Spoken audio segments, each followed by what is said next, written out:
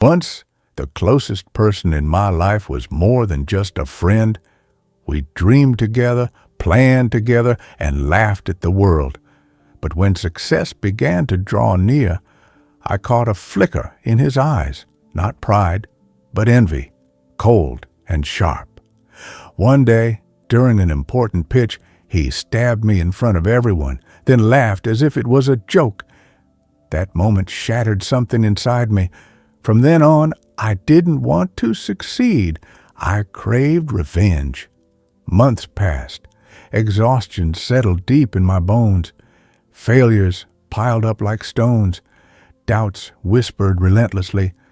Then I met a man, not just any man, but a mentor, a business coach who didn't start by looking at projects. He looked deep into people's souls. My name is Nathan. I was a driven young man, willing to do whatever it took to win in life. And I had a childhood friend named Austin, closer than a brother.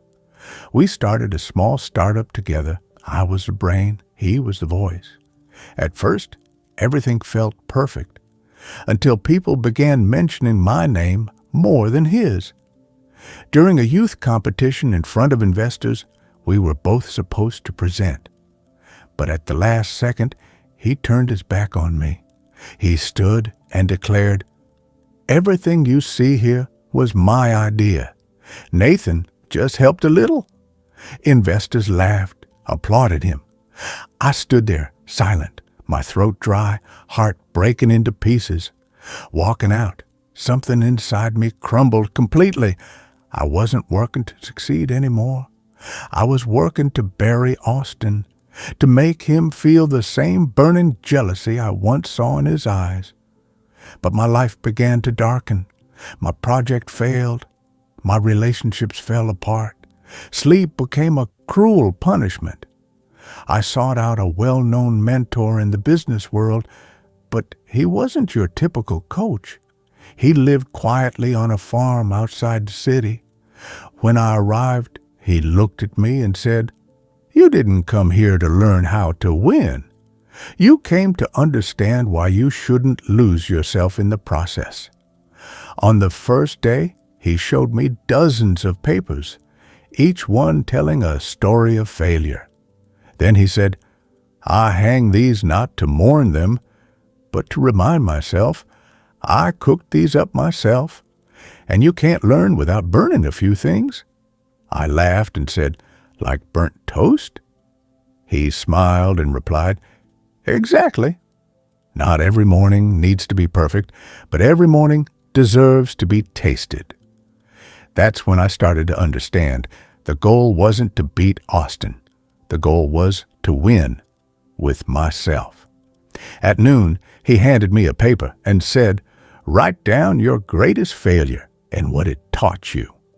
I wrote, "Trying to become someone I'm not made me lose him, and worse, lose myself." Since that day, I stopped trying to fix the past. I focused on the present and treated each moment as a new recipe. Sometimes, success is silent. It doesn't shout, but it shakes people from the inside. A year and a half later, I was on stage, pitching a new project, born from my own ashes. But before the presentation, I almost sold this project for a fraction of its worth, tempted by quick cash. I almost gave up on the dream, until I remembered the lesson. You can't rush greatness. It's a slow cook, not a microwave meal. At the end of my talk, the audience rose in applause. A top investor approached me and said, "This isn't just a business idea, it's a real story, and I believe the people behind it will change the game." When the winner of the national startup competition was announced, they called my name. I walked up to the stage, and in the front row was Austin. He clapped, but his eyes were full of regret. I said nothing. I didn't have to. This time, success spoke for me. He chose betrayal. I chose patience, hard work, and learning. He chased quick wins. I built a real one with myself. Life isn't a final draft you edit. Life is breakfast every morning. Sometimes it burns, sometimes it's perfect, but you must taste it either way. Stop scraping ashes from your past. Let every burnt piece teach you how to cook something better. You don't need to win to crush someone. You need to win to reconnect with yourself. You don't have to be better than your enemy. You have to be better than your burnt-out version. Success is not a reaction. Success is a recipe you learn only after burning a lot of bread.